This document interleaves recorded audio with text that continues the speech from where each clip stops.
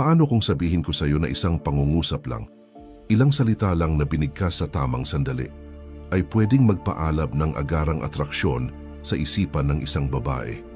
Hindi dahil sa itsura mo, hindi dahil sa trabaho mo, kundi dahil ang mga sinabi mo ay tumama sa emosyon niya sa paraang hindi niya kayang balewalain. Paano kung kaya mong magsalita sa paraang mapapatingin siya, mapapangiti ng dahan-dahan at magsisimulang makita ka sa ibang paraan, nang hindi mo kailangang magpanggap o subukang kumbinsihin siya sa kahit ano? Ang 6 na pariralang ito ay hindi panloloko. Mga kasangkapan ito. Nakaugat sila sa sikolohiya, damdamin at walang kupas na dinamika ng tao. At kapag nasabi sa tamang paraan, may natatamaan itong malalim sa loob niya. Kuryosidad, hamon, intriga. Binabaligtad nito ang istorya dahil kapag naintindihan mo kung paano kumukonekta ang mga babae sa emosyon at natutunan mong magsalita sa paraang tumatama sa pinakagitna ng damdamin nila, hindi mo na kailangang habulin ang kahit sino kailanman. Ang bawat pariralang ibabahagi ko ay idinisenyo para maisip ka niya kahit matagal nang tapos ang usapan. Kapag ginamit mo ito ng tama, mararamdaman ng mga babae na may natuklasan silang kakaiba sa iyo at ayaw na nilang pakawalan yon. Pero bago tayo dumiretso sa mga gintong salita, gawin mo muna ang isang makapangyarihang bagay. Suportahan mo ang misyon na to. Pindutin mo ang subscribe dahil sa ginagawa mong yan, hindi mo lang ina-upgrade ang sarili mong buhay, tumutulong ka ring gawing abot kamay ang ganitong kaalaman para sa milyon-milyong lalaking kailangang makarinig nito. Mga lalaking sawang-sawa, nang baliwalain, sawang-sawa sa pagiging kaibigan lang, at sawang-sawa ng hindi mapansin. Kapag sumusuporta ka, lumalago tayo. At kapag lumago tayo, nakakapagbago tayo ng buhay. Iyong buhay, buhay ko at buhay niya. Ngayon, simulan na natin ang mga salitang nagpapakilos sa puso ng babae kahit hindi pa niya alam kung bakit. Parirala una, may kakaibang dating ka. Gusto ko yon. Karamihan sa mga lalaki, iniisip na kailangan nilang purihin ang ganda ng isang babae para makuha ang atensyon niya. Bitiw sila ng papuri gaya ng "ang ganda mo" o "ang sexy mo ngayong gabi" at umaasang may epekto yon. Pero araw-araw naririnig ng babae ang mga salitang yan. Hindi naman ibig sabihin ay ayaw nila ng papuri. Ang problema, karamihan sa mga ito ay walang lalim, puro ibabaw at halatang scripted. Hindi sila nagiging espesyal dahil hindi sila tumatama sa totoong damdamin. Walang spark. Pero kapag sinabi mo ang isang linyang ito, may kakaibang dating, gusto ko yon, biglang bumabagal ang mundo. Nagiging makapangyarihan ang linyang ito dahil tumatama ito sa bahagi ng pagkatao niya na naghahangad ng tunay na pagkilala, hindi lang ng pansin. Ang pagkilalang ganito ay banayad, misteryoso at hindi inaasahan. At pinipilit nito ang isipan niyang gumawa ng isang makapangyarihang bagay. Mag-isip. Magtataka siya kung ano ang nakita mo, ano ang naramdaman mo, ano ang napansin mo. Bubukas ito ng isang loop sa isip niya na hindi basta-bastang magsasara. Sisilip siya sa mga kilos at presensya niya, iniisip, ano kaya yung nakita niya sa akin na kakaiba? Yung paraan ba ng pagkukwento ko, tawa ko, kumpiyansa ko, o yung kaunting kabado ko? At habang ginagawa niya ito, nagsisimula siyang konektado sa sinabi mo. Hindi lang sa isip kundi sa damdamin. Ganyan ang kapangyarihan ng papuring may puwang para sa kuryosidad. Hindi mo sinasabi lahat. Sapat lang ang binibigay mo para magsindi ng spark. At yung misteryo na yan ay lumilikha ng tensyon. At ang tensyon kapag tama ang pagkakagawa ay purong magnetismo. Ngayon, himayin pa natin. Ano ba talaga ang ibig sabihin ng linyang ito? Paano ito gamitin ng hindi tunog corny? Hindi mo ito ginagamit kung kailan lang.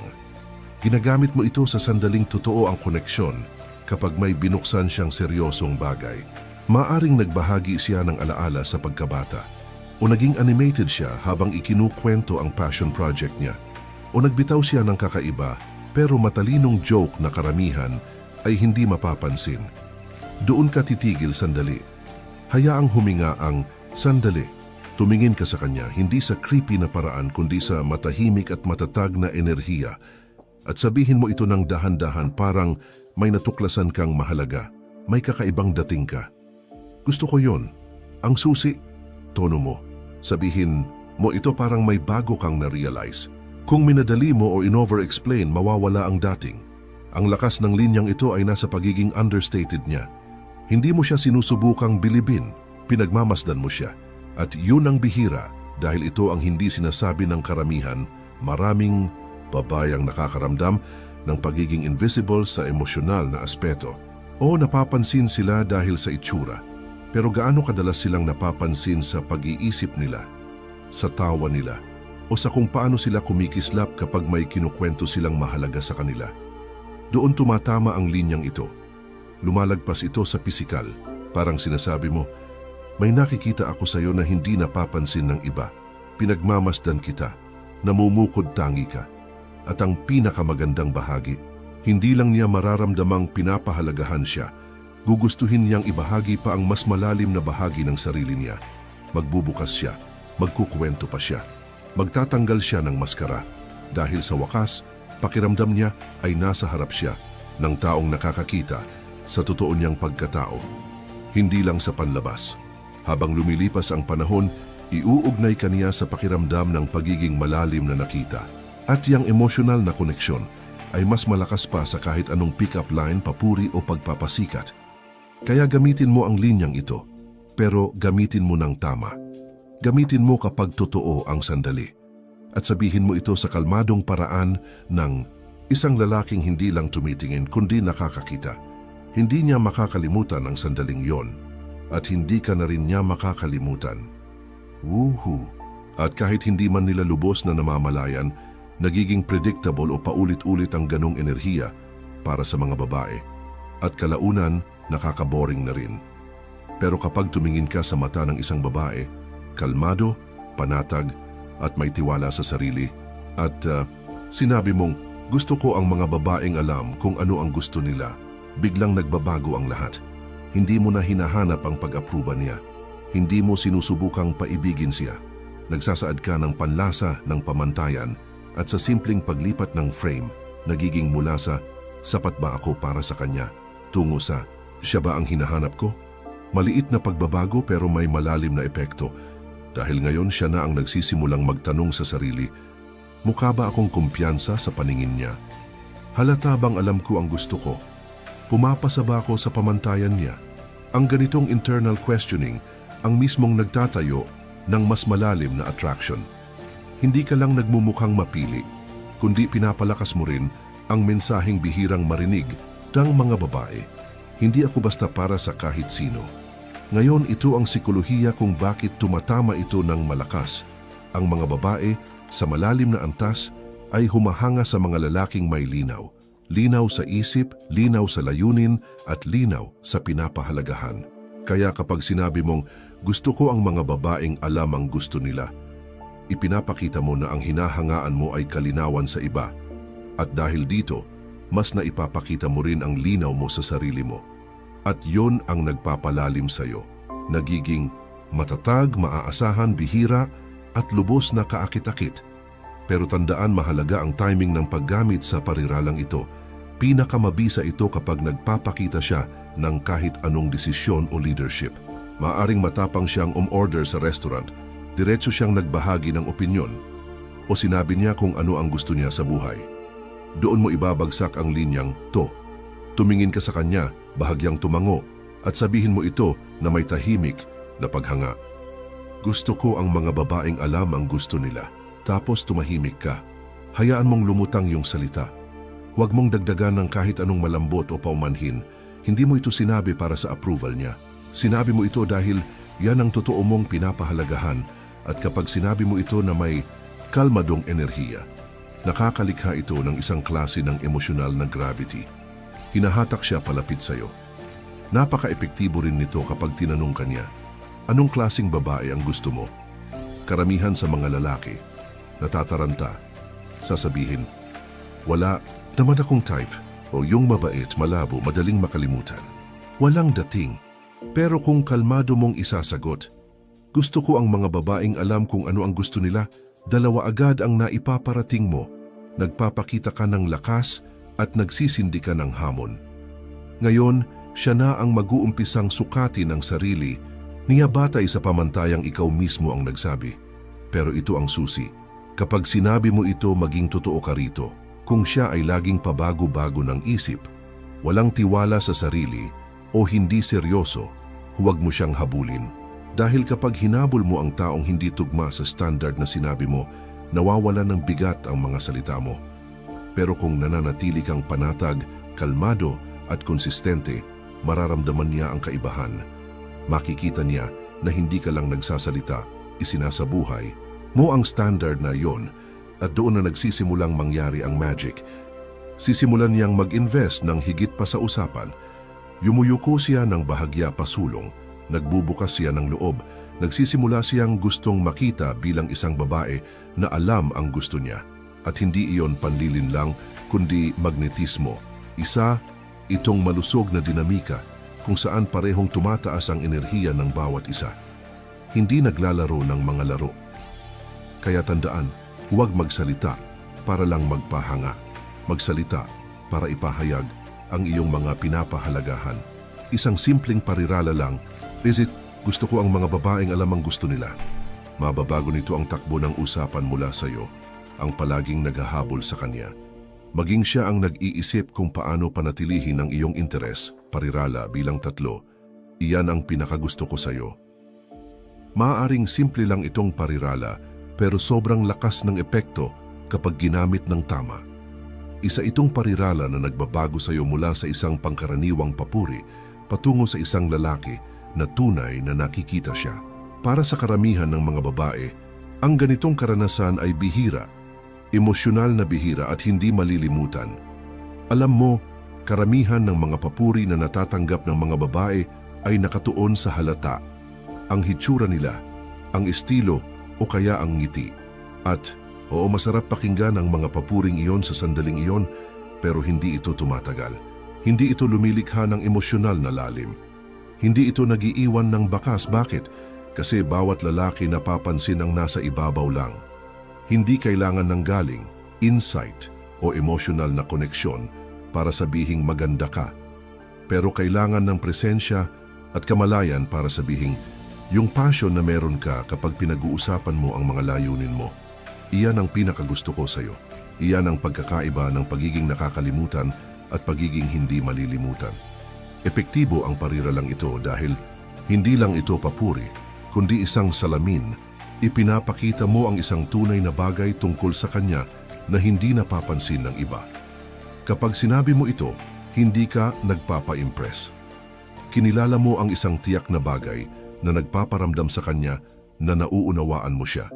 Kapag naramdaman ng isang babae na nauunawaan siya ng isang lalaki, nagsisimula siyang magbukas ng ganunang loob sa kanya na hindi niya nagagawa sa iba. Tara, sumisid tayo ng mas malalim. Isipin mo na pinag-uusapan niya ang tungkol sa kanyang karera. Hindi lang ang titulo kundi ang dahilan sa likod nito. Siguro nagiging masigla siya kapag pinag-uusapan niya ang pagtulong sa iba. O baka naman may tahimik na tindi sa kanyang tinig kapag inilalarawan niya ang kanyang ambisyon. Siguro naging mahina siya sandali at nakita mo ang lakas sa likod nito. Iyan ang iyong sandali. Tumingin ka sa kanya hindi ng sobra ang hype, kundi may kalmadong pagpapahalaga at sasabihin mo, iyan ang pinakagusto ko sa iyo. Yung paraan ng pag-aalaga mo ng buong puso, totoo yon, bihira yon. Ngayon huminto ka muna, huwag agad sumunod. Hayaan mo munang maramdaman niya ang sinabi mo. Ang katahimikan pagkatapos ng mga salita mo ay makapangyarihan. Binibigyan nito siya ng espasyo para damhin ang iyong sinabi. Ito ang ginawa mo sa sandaling iyon. Kinilala mo ang isang makahulugang bagay. Pinaramdam mo sa kanya na siya ay emosyonal na nakikita. Nilikha mo ang isang alaala na kayo lang ang magkasama. Ang isang pangungusap na yon ay nagiging fingerprint sa kanyang isipan. Hindi niya ito malilimutan. Hindi dahil ito ay makata, kundi dahil ito ay tumama sa isang bahagi niya na bihira maabot ng karamihan ng mga lalaki. Lumalakas ang kapangyarihan ng pariralang ito kapag hindi mo ito ginagamit ng sobra-sobra. Hindi mo ito sinasabi sa bawat babae. Hindi mo ito sinasabi ng maaga. Sinasabi mo ito kapag totoo ang sandali, kapag ipinapakita niya sa iyo kung sino talaga siya. At sinasabi mo ito ng may tono na matatag at grounded. dahil hindi lang salita ang mahalaga, kundi ang presensya mo sa likod ng mga ito. Sabihin natin na tinutulungan niya ang isang tao ng tahimik, hindi para magpansin, kundi dahil iyan ang kanyang pagkatao. O baka ipinapakita niya sa iyo kung gaano siya kadeterminado nang hindi nagmamayabang. Baka nagbabahagi siya ng isang emosyonal na bagay at nakita mo ang tapang sa likod ng kanyang mga salita. Doon ka magbagal, ibaba ng bahagya ang boses mo at sasabihin mo, iyan talaga. Iyan ang pinakagusto ko sa iyo. Ang susunod na mangyayari ay hindi lang emosyonal, ito ay magnetic. Mararamdaman niya ang paghila papalapit sa iyo, hindi dahil binigyan mo siya ng atensyon, kundi dahil binigyan mo siya ng pagkilala na tumutugon sa isang bagay na halos lahat ng babae ay labis na hinahangad, ang maging pinahahalagahan para sa kanyang pagkatao, hindi lang sa kanyang anyo. Kung gusto mong malaman kung ano ang nagpapalabas ng isang lalaki sa iba, kung ano ang nagpapaisip sa isang babae sa kanya araw pagkatapos ng araw, iyan iyon. Pinaramdaman niya na siya ay emosyonal na mahalaga. Karamihan sa mga lalaki ay hindi umaabot doon, pero ikaw ay aabot. Ang pinakamagandang bahagi ay kapag sinabi mo, iyan ang pinakagusto ko sa iyo. Hindi ka lang nagbubukas ng papuri. Binabago mo kung paano niya nakikita ang sarili niya sa sandaling iyon. Iyan ang atraksyon sa pinakamalalim na antas. Iyan ang klase ng sandali na tumatagos at tumaalingaw-ngaw. Parirala 4, hindi ko alam kung kaya mo akong hawakan. Matapang ang pariralang ito, hindi dahil sigaw ito, kundi dahil nagmumungkahi ito ng isang bagay na nasa ilalim ng ibabaw. Kapag sinabi mong, hindi ko alam kung kaya mo akong hawakan, sinasabi mo sa kanya nang hindi direkta na hindi ka basta-basta, ordinaryong lalaki na naghahanap lang ng mabilisang pag-apruba. May lalim ka, may substance, enerhiya, pamantayan, at baka may kaunting kaguluhan pa, at hindi ito para sa lahat. Karamihan ng mga lalaki ay ipinapakita ang kanilang sarili na parang bukas na libro. Sinusubukan nilang maging accessible, madali, makisama at palakaibigan umaasang. Kapag naging simple at hindi nakakatakot sila, magugustuhan sila. Pero ano ang nangyayari kapag naramdaman ng babae na parang alam na niya lahat tungkol sa lalaki? Nawala ang kanyang pagkamausisa, at kapag nawala ang pagkamausisa, mabilis din namamatay ang atraksyon. Binabali ng pariralang ito ang ganong pattern. Nagbibigay ito ng kaunting tensyon pero sa masaya at mapaglarong paraan. Ipinapahiwatig nito na ikaw ay isang hamon at sobrang kaakit-akit iyon kapag ipinapakita ng may kumpiyansa at kontrol. Bakit? Dahil ang mga hamon ay nagigising ng isang bagay sa tao. Nagsisimula ito ng pagsisikap, pagkagiliw at emosyonal na pag-invest. At iyan ang gusto mo. Isipin natin ang eksena, nilalaro ka niya. Siguro sinasabi niyang mahirap siyang mapahanga o baka may confidence siyang sinabi tungkol sa kung gaano siya kakayanan o kung gaano siya katapang. Diyan ka yumuko ng bahagya, ngumiti ng may alam at sabihin, hindi ko alam kung kaya mo akong hawakan, tapos tahimik lang, hayaan mong lumutang muna ang linyang iyon saglit. Ang ginawa mo lang ay binago mo ang buong dinamika. Akala niya siya ang matapang. Akala niya siya ang naghahamon sa iyo, pero sa isang pangungusap, napalitan mo iyon. Ngayon iniisip niya kung ano ba ang meron sa iyo na baka hindi niya kayanin. Ambisyon mo ba iyon? Lalim mo? Pamumuhay mo? Emosyonal na intelihensya? Kumpiyansa? Hindi niya alam, pero gusto niyang malaman. Dito, nagiging makapangyarihan ang linya. Hindi dahil sa sinabi nito, kundi dahil sa ipinapahiwatig nito. Nagbibigay ito ng hudyat sa hindi pa nalalaman. Pinapaisip niya, pinapaghinala-hinalaan, at baka subukan ka pa kahit konti para makita kung bluff ka lang. Maganda yon.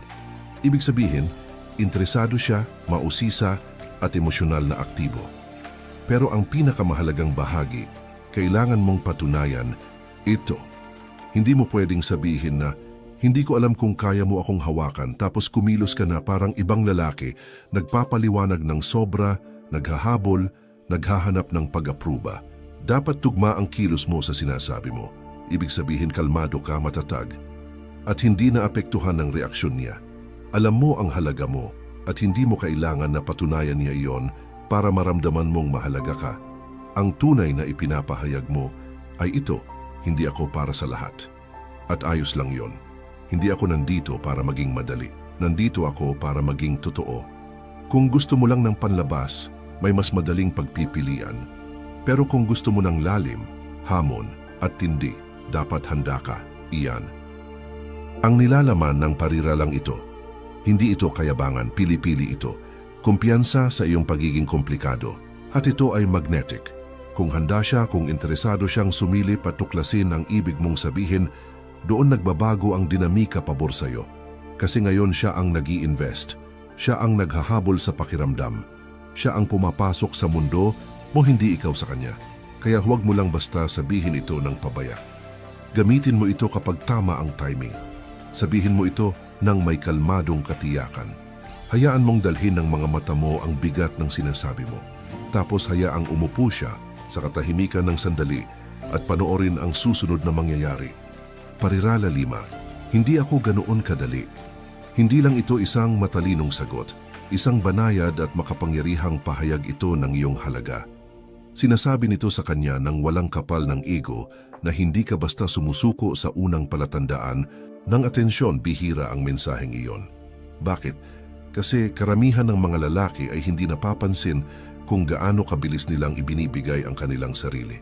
Isang papuri lang, isang ngiti mula sa babae, at nagmamadali na silang mapasaya siya. Nagsisimula silang humabol kahit wala pang dahilan.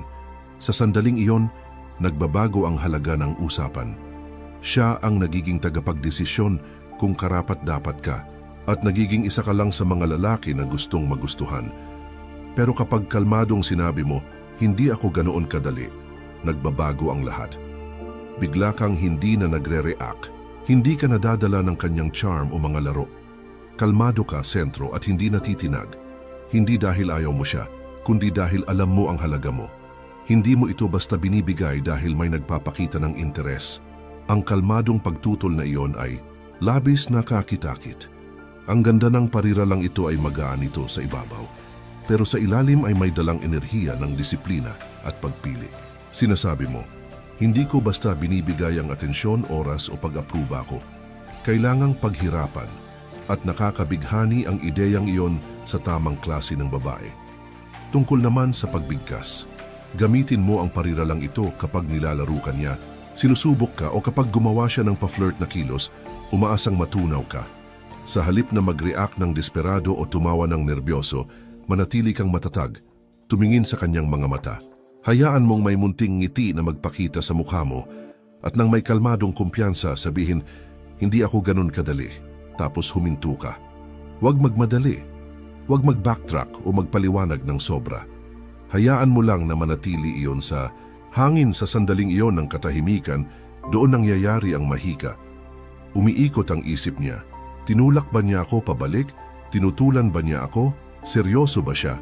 Kahit ipakita niya o hindi, may maliit na spark ng emosyonal na tensyon sa loob niya. At iyan ang atraksyon. Ang ginagawa mo talaga ay nagtatakda ka ng hangganan ng may alindog.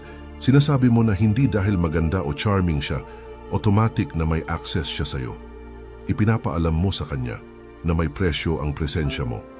At ang presyong iyon ay pagsisikap, katapatan, respeto at tunay na interes. Bihira ang ganitong klaseng pananaw at tanging mga lalaking may mataas na halaga lang ang nabubuhay dito. Ngayon lalalim pa tayo. Bakit ito epektibo lalo na sa mga romantiko o pa-flirt na sitwasyon? Kasi kapag nakikita ng babae na may pagpipilian ng lalaki, pero pinipili ang pagiging piliin, ipinapakita nito ang kontrol. Ipinapakita nito ang lakas. Ipinapakita nito na hindi siya emosyonal na nangangailangan, hindi siya adik sa pag-apruba at hindi siya natitinag dahil lang may nagpapakita ng interes sa kanya. Sa halip na humabol ng pag-apruba niya, sinusuri mo rin siya gaya ng pagsusuri niya sa iyo. Kapag pinapadala mo ang enerhiyang iyon sa masaya, mapaglaro at hindi depensibong paraan, nagiging siya ang lalaking interesado siya. Nagiging siya ang lalaking kakaiba, ang lalaking maaring may mas malalim pa sa nakikita sa ibabaw. Totoo yan, kakit-akit ang misteryo, pero ang misteryo na walang kumpiyansa ay parang kawalan ng seguridad. Ang misteryo na may kalmadong, matatag na kumpiyansa ay hindi mapipigilan. Isa, pangpaalala. Huwag gamitin ang linyang ito bilang isang script o taktika lang. Gamitin ito bilang pagpapahayag ng iyong pananaw sa buhay. Totoo kang hindi ganoon kadali. Totoo kang may mga pamantayan. Kapag namumuhay ka sa katotohanan iyon, kapag hindi lang ito basta linya, dadalhin nito ang napakalaking emosyonal na bigat kapag sinabi mo, kaya sa susunod na sobra ang kumpiyansa niyang lumapit, sa susunod na akala niya hawak na niya yung puso mo ng walang effort, ngumiti ka lang at dahan-dahang sabihin, hindi ako ganoon kadali. Panoorin mo ang mangyayari. Panoorin mo kung paano siya magsisimulang magsikap para sa atensyon mo. Hindi yung ikaw ang palaging naghahabol. Kung mamaster mo ang 6 na parira lang ito, hindi lang kung ano ang sasabihin, kundi kung paano ito sasabihin, may magbabago. Mas magiging madali ang mga usapan. Mas lalapit ang mga babae. Mas makikinig sila ng iba. Mas mararamdaman nila ng iba. Hindi ka na maghahanap na maalala ka. Hindi base sa dami ng sinasabi mo, kundi sa vibe mo. Kapag natutunan mong magsalita mula sa ganitong antas ng matatag, na lakas magsasalita ang presensya mo bago ka pa man magsalita. Kung nakatulong ito sa'yo, suportahan mo ang misyon. Mag-subscribe dahil nandito ito para bigyan ka ng tunay na kapangyarihan, hindi puro salita lang. Sa tulong mo, maaabot natin ang libu-libong kalalakihang nangangailangan nito. Mga lalaki na handang tumigil sa pagtanggap ng kung ano ang meron at magsimulang umangat.